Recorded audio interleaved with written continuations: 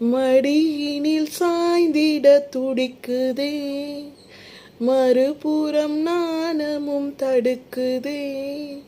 இதுவரை யாரிடமும் சொல்லாத கதை. கண்கள் இரண்டால், உன் கண்கள் இரண்டால் என்னை கட்டி இழுத்தாய் இழுத்தாய் போதாதென. சின்னச் சிரிப்பில் ஒரு கள்ளச்சிரிப்பில் என்னை தள்ளிவிட்டு மூடி மறைத்தாய்.